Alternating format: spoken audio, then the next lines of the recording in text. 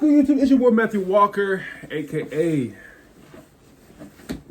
Just Matt. And how y'all doing today, man? Hope y'all doing good, staying well, staying healthy, all that great stuff, man. And listen, we are back at it with another vid at Greatest Peaks. We're at episode 11, bro. We're getting closer and closer, man. We on Kevin Garnett's insane defense and diverse. Okay, Matthew, read the word. Read the word. Diverse offense made him a unicorn. A unicorn. All right, so we're gonna see how that made him a unicorn. You know what I'm saying? And yeah, if you're new, you know what I'm saying, make sure you drop a like. That's all I ask. Drop a like. It helps a lot for the channel. You know what I'm saying? And yeah, man. Without further ado, let's just turn the video. 3, 2, 1. Let's get it, man. There was a time when Kevin Garnett was regarded by many as the sport's best player. Word. He nearly claimed back-to-back MVPs before team failures derailed his stature. Critics called him a weak offensive player who couldn't lead a team to a championship. But was that true? What if his team's weaknesses actually drowned out his strengths? What if KG's championship value came from everything besides Kevin Garnett's energy, bro? And what if Kevin Garnett his energy was actually so, a blend of offense and defense, contagious? Like, you can feel his energy, one of the bro. best two-way players ever. You'll feel his presence. Hey. Where's Larry Bird in all this? So I now got it where the TV's like right in front of the right behind the camera. So if it looks like I'm looking at y'all, I'm looking at the TV. Best. We started You know the what I'm NBA saying? merger So it's and went like- through the best multi-year Yeah. stretches, examining the legends who provided the most on-court impact. These are the greatest peaks. Episode 11, Kevin Garnett. Kevin, you're doing as well as you did last year, personally. But I tend to Shout out to Coach right here. Golf. Legend. This ain't golf. This ain't tennis. It ain't about me. Throughout this series, the defensive greats that we've looked at have all been big, active shot blockers who patrolled the paint. But Garnett was an evolutionary leap forward. At nearly 7 feet I already without put this shoes, comment. he had the height of a traditional Oh my intimidating gosh. center, yet moved like a perimeter player. You would love This to be his unique teammate, no combination of cap. length and mobility allowed him to cover I would love large to be his swaths teammate. of the court in only a few steps, which turned him into a basketball octopus Jeez. on defense. Here he starts toward Kobe Bryant from about 30 feet away from the hoop, slides his feet twice, and just vaporizes his drive from behind. These long tentacles could erase shots from the top of the circle like this, Gosh. but it was Garnett's incredible mobility and awareness that separated him as a defender. Only His thing is large that hops Kevin Garnett do quickly got a took him wild from the mouth, perimeter no to the cap. rim He do and say positioned some him wild to stuff. jump on a whim. And agility like this for someone his size is That's part of the game. unheard of. He's running backwards here, swivels inside toward the ball, then back to the other side in one motion and defends the dunk in transition. Dang, that's crazy, bro. With those to huge recover that strides, quickly. he could slide in front of quicker that players fast-paced on the motion. perimeter and stay with them. Against the lightning quick Allen Iverson here, he makes it look easy. And Garnett could move well in every direction, Dang. recovering backwards here before a Dr. Octavius arm breaks up the pass. And even with those physical gifts, I think his best defensive attribute was his mind. This is nanosecond processing to let his teammate contest, and the awareness to follow the shooter's eyes makes the steal possible. Yeah, no, KG facts, tracked facts, the ball facts. better than maybe any player in NBA Yeah. history. He was a hardwood sentinel, materializing in the paint the instant he detected a threat. He's chasing a wing here, but lingers when he senses danger in the pick and roll. Then when it's kicked out, he knows this teammate can rotate to the shooter, but his radar detects an up fake, so he stays and just destroys what would be a lane. Dang, It takes a second look to realize the brilliance of some of these that's decisions. genius right This there. play That's genius seems pretty thinking. vanilla, but Minnesota's actually in a zone. Michael Olowokandi should slide here with Garnett staying in the middle, but Garnett recognizes that would leave him on an island against Kobe, so KG audibles to slide up and protect the whole weak side himself, and because wings can't blow by him, it turns into a long 3. Watch the ball on any Garnett play, and he feels like a normal rim protector. But watch more closely and the plays become remarkable. He cheats over to the strong side early to take the roll man if needed, then still pounces on the dribbler at the rim. These plays were the norm for him, stalking the ball like a middle linebacker and shrinking the dimensions of the court. This reaction could make a precog. I didn't know he was this brilliant. The second Carmelo Anthony has space here, Garnett moves, and his pogo sticking puts him in position to spring up at any moment. What a sequence. He reacted so fast at times it looked choreographed. He's moving in sync with the crossover from the other side of the court, then teleports to the front of the rim, and it takes a circus shot to beat that defense. KG was just everywhere, all the time, and he never stopped moving. I mean, he still really hasn't stopped moving. I think the man might hop around in his sleep like a shark. And this perpetual motion let him bounce from one threat to the next, over and over. And his combination of length, agility, and perhaps the highest revving motor in NBA history meant KG was never out of any play. My word. And on top of all of that, he knew every trick in the book. He sends his teammate to double the post, zoning up these two big men, and he knows in this set his man is looking for the entry pass instead of shooting, and he can break it up from the free throw line. Yes, their tendencies. His positioning was often perfect and tactical. Here, sitting in the driving lane, and as the ball approaches, he slides to play the pass, but keeps himself within arm's length, and Garnett's hands are too good to escape that gambit. Jeez. He had that Bill Russell move from episode 8, tracking potential passes with his offhand as he contested shots, and Garnett played drop-off passes like this incredibly well, not always going after a block or contesting in the air, and frequently jabbing toward a penetrator and then peeling off it if he felt a pass coming instead. Here it is against a teenage LeBron James. Garnett reads his eyes and court position to quickly play the passing lane, and then still recovers back to contest. He hopped on the up fake there, and that was a minor crack in KG's armor, but there weren't too many other weak spots. He was vulnerable to power only against the strongest of the brutes, which meant Shaq and maybe a few other really strong big men at the time. But I think playing at around 240 pounds in those years, with his high center of gravity, made his incredible help defense slightly less effective in traffic, where he couldn't lodge himself firmly under the rim to disrupt these kinds of plays. Heard you. But it's hard to find him making defensive mistakes. On this it's hard to stop he him, man. Actually relaxes when the shot goes up. He usually plugs the passing lane here instead of ball watching.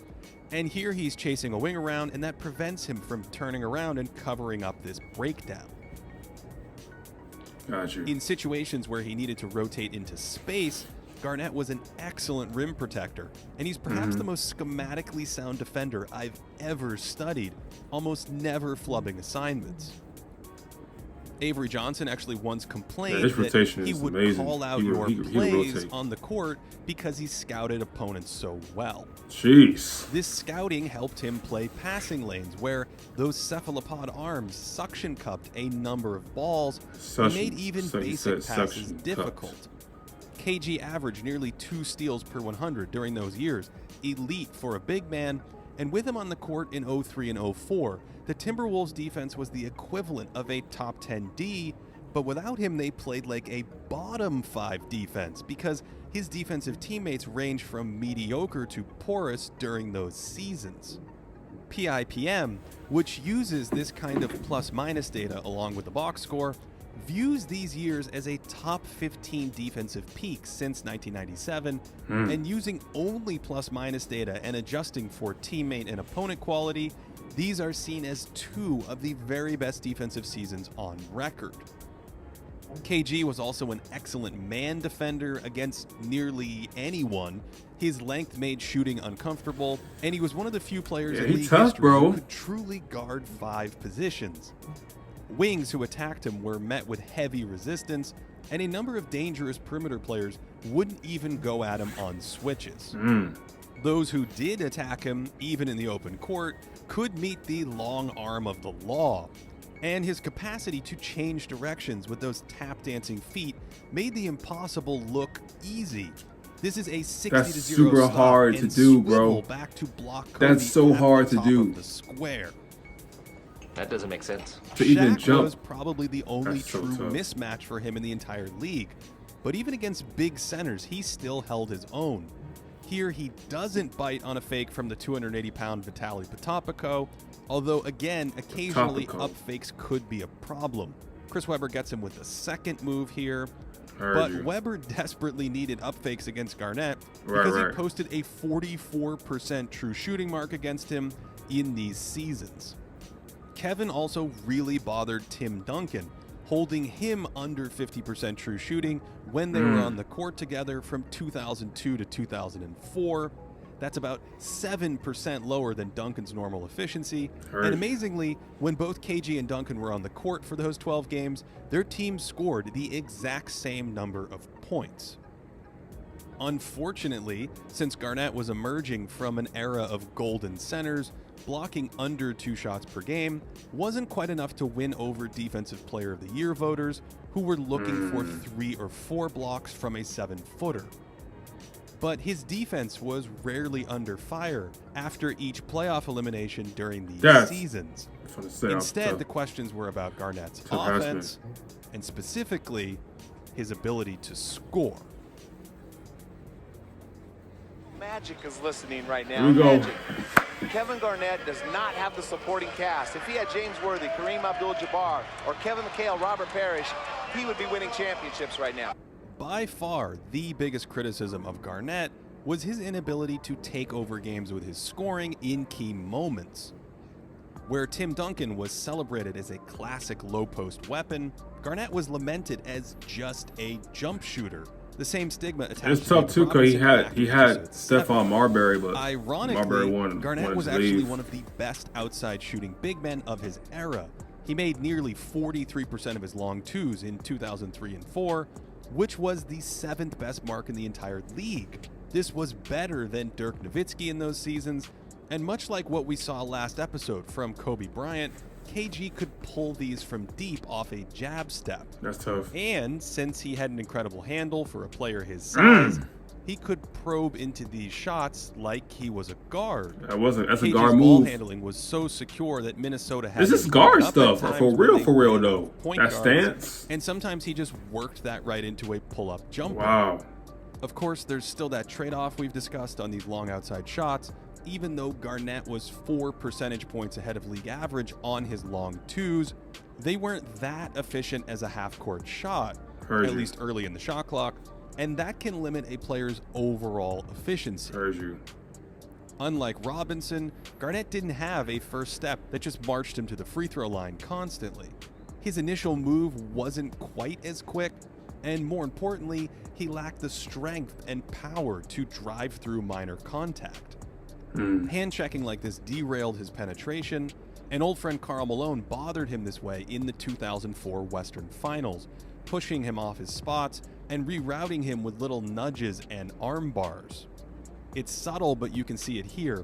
A little push sends Garnett toward the baseline instead of being able to explode up on the strong side of the cup. Then he thinks better of challenging Shaq.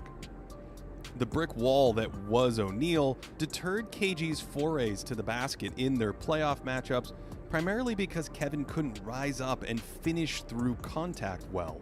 Instead, he avoided contact in many of these aerial situations, which suppressed his free throw numbers. Unlike sturdier big men with broader shoulders, Garnett couldn't power through shot blockers like this.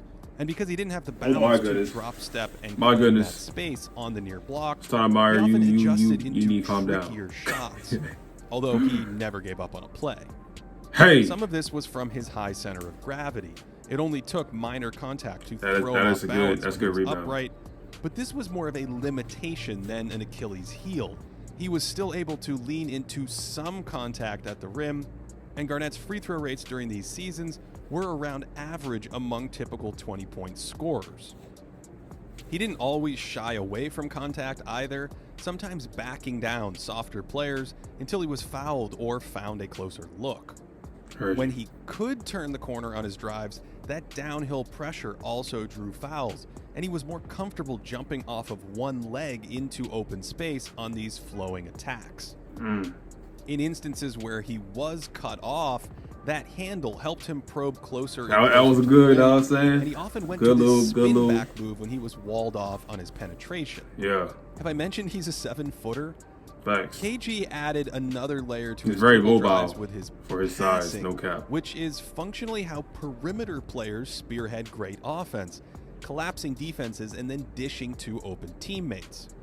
And in this sense, Garnett's desire to play like a 6'12" Michael Jordan traded in hook shots for perimeter playmaking, and some of these passes were really nice, finding layups at the end of drives like a great guard would. That's a good pass. He even had the capacity to manipulate defenders occasionally, using the look away here on the drop-off, only there was rarely a great finisher on the end of these connections. He also dimed up cutters from the top. His size and instinct to quickly move the ball helped him find most of these openings. Man, it was hard to score on those Pistons. And on this one, he's reading the primary screening action to his left, so he's a touch late firing this inside to his teammate. Heard you. He was arguably better as a passer out of the post. He'd pick teams apart if they fell asleep, and he could find some gems on tight cuts like this too. With all of that said, I think his most impressive passes were on the interior, where he could wheel into scoring position and punish defenses in narrow quarters after they helped onto him. Some of these were just ridiculously good. He's anticipating a double because he's matched up with a guard, and he even busted out some misdirection from the post too, patiently looking to the perimeter here before shipping a Nikola Jokic special. Boom, just like that. It's perfect. Of course, Garnett could also score out of the post too. He didn't live on the low block like traditional big men, but he was effective down there, especially on deep catches. That's a good shimmy. He threw in an up and under move every once in a while. Goodbye. Although, despite some tutelage from Kevin McHale, I think he could have used pump fakes more down there to keep defenders honest and draw fouls. Heard you. Instead, KG lived off a steady diet of fadeaways over either shoulder. And again, it's easy to see Jordan's influence on Garnett's offensive approach on some of these back-to-the-back. That's true. That's a Michael Jordan type fadeaway. The incredible height of KG's release made this shot nearly unblockable. And he could flow right into the fade. Got the armband too. You know you're watching his direction before falling back in another. The earliest synergy data from 2005 and 6 pegs him as the third most efficient post player in the league and first among volume scoring big men. So while he didn't live on the interior or at the free throw line like other big men, there was enough in Garnett's bag to make him a good but not great scorer. Because of some of his limitations, his playoff scoring numbers lag behind most players in this series. Although his regular season numbers are strong enough that he might have been more efficient with a larger playoff sample or with better teammates. Garnett never played with a grade A shot creator or passer during these seasons, instead suiting up next to scoring-oriented point guards like Sam Cassell. These guards could play the pick and pop game with KG, who scored tons of points by floating to the perimeter after a screen and comfortably draining long jumpers. But he was missing teammates who could take advantage of his movement with high-quality passing, let alone spoon-feed him easy baskets. This is an easy roll pass or even a lob for a layup, but it never arrives. Dang. And they couldn't unlock his size that was and an easy pass to make rolling downhill that much, despite his ability to get way up on lob passes. Many of Garnett's easy bunnies were in transition because he sprinted so hard on every play. Scientists might want to check if he was powered by cold fusion, because like clockwork, He took off on every breakout and could beat other big men down the court. Got And insane even though he energy, never bro. played with a roadrunner point guard, KG flashed his downhill finishing ability on these fast breaks. Sheesh. Despite his intensity, he played 40 minutes a game in the regular season and 44 minutes a night in the playoffs because Minnesota lacked depth. And he did make some uncharacteristic plays late in games from what seemed to be fatigue. Another issue with those teams was a lack of three-point shooting. They took a ton of long twos and surrounded Garnett with subpar three-point shooters, which meant they couldn't penalize teams for doubling in the post or take advantage of his kick-out passes.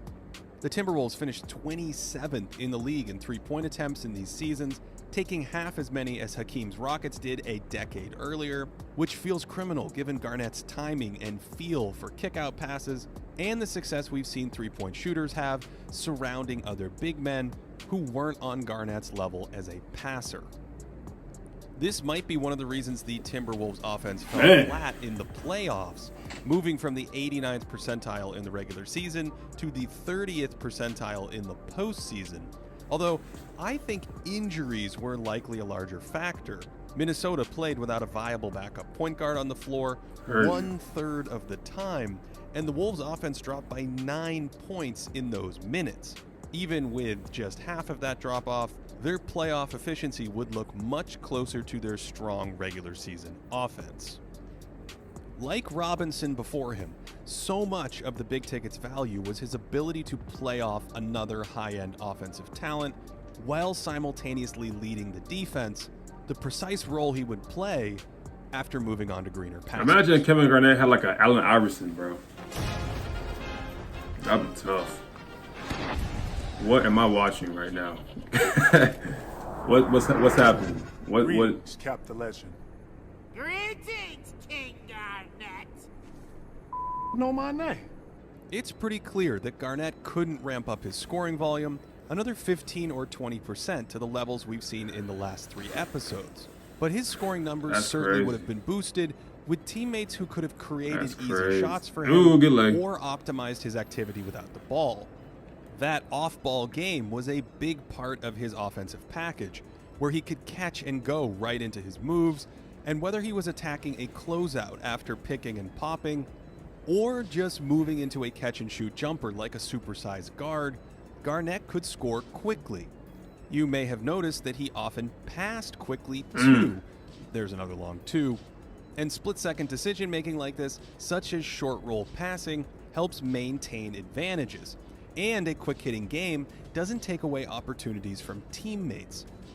Here he gives it up and instantly cuts into a scoring chance against the clock, and he misses a pass but wheels right into a big bucket. Heard you. KG hit most of these short-roll connective tissue kind of passes, and we saw this with Larry Bird, where dynamic, sometimes touch passes create a kind of frictionless, low-viscosity offense, where speedy actions kind of grease the rails for teammates. These skills add value next to better and better players, which is exactly why 4 years later, Boston took the league by storm behind an older, less agile Garnett. Right.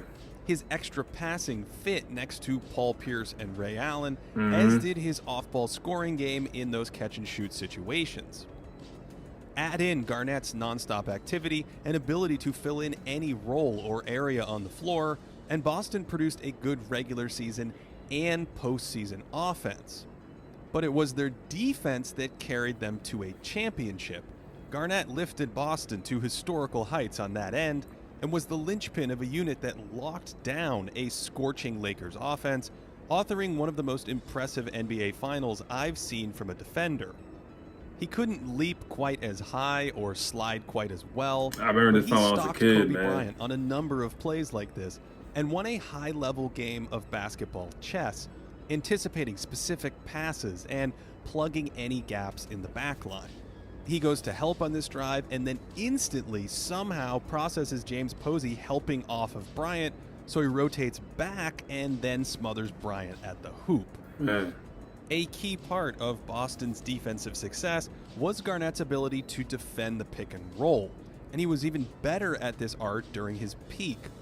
All of his S-class abilities intersected in pick-and-roll defense, sliding in front of smaller players, blanketing the entire court, and recovering to the ball if needed. And he was absolutely incredible at containing dribblers in this coverage, somehow preventing a split here from Chauncey Billups. Dang. And at times it looked like he was a mirror of the ball handler, sliding with him but almost always recovering back into the play. Wow. And Bro, if he for a needed to center, stay bro, with a guard, that was no problem for a either. power forward Again, the to hand do that, tracks bro. the basketball for the steal. Thanks to his positioning and size, Garnett was also an excellent defensive rebounder, and he did a ton of He's little things like this. super so mobile. well. I always knew he was For mobile, instance, but I didn't know he was use this the like screen move to seal agile, off a shot too. blocker for He's a extremely driving agile. guard. Oh my gosh. This play is from the year 2000. oh my gosh. Add it all up, and Garnett might contribute positive value in more areas than any player ever, which is why Honestly. he boasted some of the very best plus-minus He numbers. could have, bro. ever If he was on the recorded from regular right season. team, bro, These this dude, scoreboard-based stats tend to view KG This as dude- a strong all-star on offense too, oh my although gosh. playoff metrics that rely on the box score are lower on him, primarily because of his scoring numbers. But remember, those box score numbers don't capture his smothering horizontal value on defense, and they are based on a small sample against only a few opponents. Right. If we accounted for the huge minutes that he played, he'd look more like a top 20 peak or so in box plus minus and PIPM, but I still think that undersells his impact. Despite his warts as a scorer, Garnett's quick passing, offensive versatility, spacing, and defense make him one of the most scalable players in league history, Man. perfect for supercharging any remotely contending team as an offensive I can see why he number said two unicorn and now. I can see that. defensive superstar. He different And for real, that for real. combination of all-star level talent on offense and historically great defense Very rare. gave Kevin Very Garnett rare. one of the NBA's greatest peaks. Hey man, shout out to Kevin Garnett right here, bro. That was tough. That was tough, bro. You know what I'm saying? Very informative video. All these videos are very informative, but for this, I didn't know how much of a genius Kevin Garnett was on defense, bro. He could read people's tendencies. You know people's plays. He moved with how guards moved. That's tough, bro. You know what I'm saying? He knew how to rotate, able to recover quickly. You know what I'm saying? Rarely had minor